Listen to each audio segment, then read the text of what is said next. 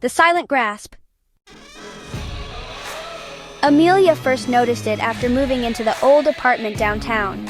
The rent was cheap, and though the building creaked like an ancient ship at sea, it seemed cozy enough. Her roommate, Sarah, assured her the quirks were part of its character. The first night, Amelia thought she was imagining things. She woke abruptly at 3 a.m, gasping for breath. Her throat felt tight, like something invisible was squeezing the air out of her. She sat up in a panic, clutching her neck, but there was nothing in the room. Sarah said, "It's sleep paralysis. I've read about it. You're just stressed." Amelia tried to accept the explanation, but the next night it happened again. This time, she felt something cold, like an icy hand pressing against her neck. Her pulse thundered in her ears as she clawed at the air, her fingers passing through emptiness.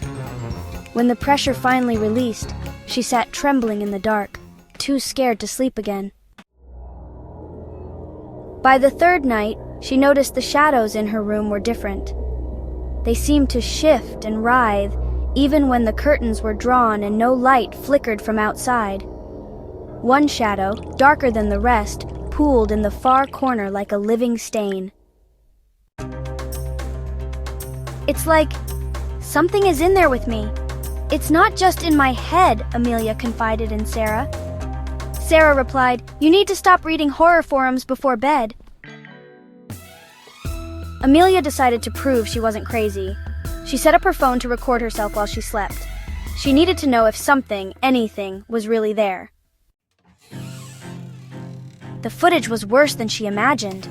In the video, a shadow seemed to seep out of the corner of the room, flowing like ink spilled in water. It crept toward her bed, gathering form as it moved. By the time it reached her, it stood upright, vaguely humanoid but unnervingly featureless. Its hands, long dark tendrils, wrapped around her throat. But the most chilling part was her face. She was completely still, her eyes wide open, staring blankly at the ceiling as the shadow strangled her. The next morning, Amelia showed Sarah the footage, but when they played the video, there was nothing there. Just an empty room and Amelia tossing in her sleep.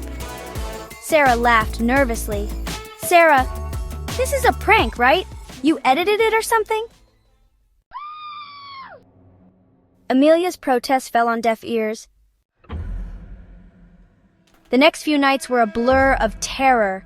No amount of light could banish the shadows. She tried sleeping during the day, but the entity followed, haunting her even in daylight. She stopped eating, stopped going to work, stopped caring about anything except surviving the night. Then Sarah screamed. Amelia found her in the middle of her room, thrashing on the bed. She was clawing at her throat, her nails drawing thin lines of blood. "Sarah, it's choking me!" Amelia rushed to help, but her hands passed through the air where Sarah's neck was compressed.